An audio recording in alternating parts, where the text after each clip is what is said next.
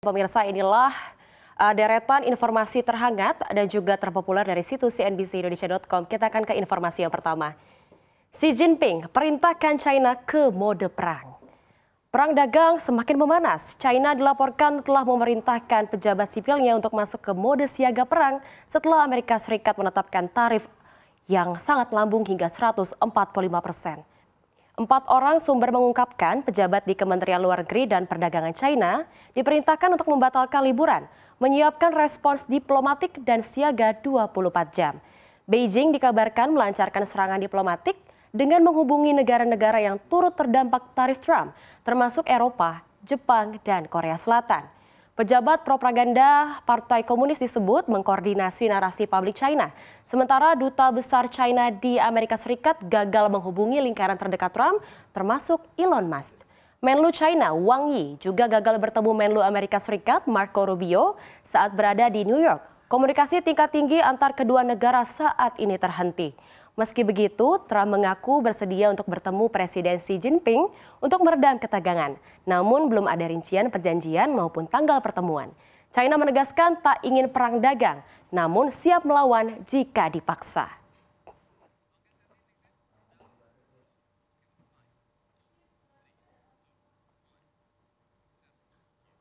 Dan pemirsa, kita ke informasi yang kedua. Rudal Rusia hantam jemaat gereja Ukraina, 34 orang tewas. Serangan rudal Rusia menghantam kota Seme, Ukraina. Sedikitnya 34 orang tewas, menjadi serangan paling mematikan di tahun 2025. 2 rudal balistik Rusia menghantam daerah padat di kota Seme, Minggu pagi. Serangan terjadi saat warga beraktivitas menuju gereja dan terdapat gambar yang dirilis Presiden Ukraina Volodymyr Zelensky dalam laman sosial medianya yang menunjukkan korban bergelimpangan di jalan. Zelensky menyebut serangan ini sangat biadab dan mendesak dukungan barat lebih kuat untuk melawan agresi Rusia. Sejumlah negara termasuk Jerman, Inggris, dan Amerika Serikat mengutuk keras serangan ini. Rusia saat ini belum memberikan tanggapan. Serangan terjadi di tengah eskalasi baru di wilayah timur Ukraina yang kian memperkeruh upaya gencatan senjata.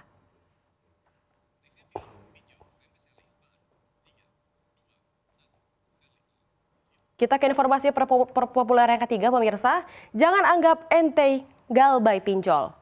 Gagal bayar pinjol bukan sekedar masalah uang. Resikonya sangat berlapis, mulai dari denda, gangguan psikologis, hingga sulit memiliki kendaraan dan juga rumah. Kemudahan untuk mengajukan utang secara online tanpa jaminan semakin populer di tengah tekanan ekonomi. Namun resiko gagal bayar atau galbay makin marak terjadi di Indonesia. Ketua ICT Watch Indriyatno mengatakan dan juga mengingatkan galbay dapat memicu denda menumpuk, ancaman hukum, dan depresi akibat hutang. Konten viral tentang galbay dinilai harus diimbangi dengan edukasi finansial agar masyarakat sadar bahwa ada konsekuensi hukum di balik niat untuk tidak membayar hutang.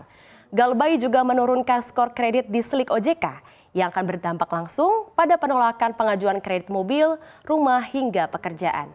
Direktur ID Score Wahyu Trenggono menegaskan kredit scoring juga harus dijaga bukan hanya untuk pembiayaan namun juga reputasi pribadi. Hingga Februari 2025, pembiayaan pinjol tumbuh 31% menjadi 87 triliun rupiah. Namun angka kredit macet ikut naik dari 2,52% di Januari dan saat ini menjadi 2,78%.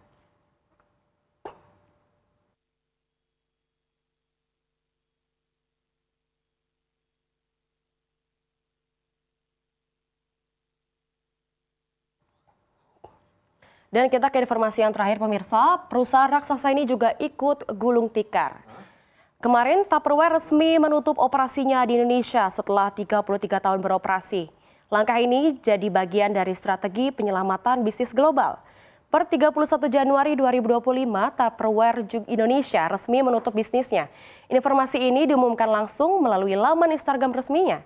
Sejak era 90-an, produk Tupperware telah menjadi bagian dari rumah tangga Indonesia, khususnya di dapur dan bekal anak sekolah. Di tengah isu bangkrut, Tupperware Global akhirnya disepakati menjual nama dan merek dan asetnya ke sekelompok kreditor. Nilai kesepakatan mencapai 23,5 juta dolar tunai dan 63 juta dolar dalam bentuk keringanan utang. Selain Tupperware, sejumlah brand legendaris juga tutup operasi di Indonesia.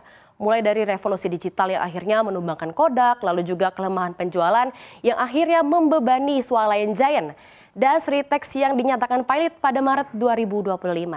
Terdapat juga JDID yang tutup pada tahun 2023, hingga Revlon yang pernah menjadi kosmetik primadona dunia, bisnis yang pernah jadi ikon. Satu persatu akhirnya gulung tikar karena tak mampu bertahan di tengah dinamika zaman.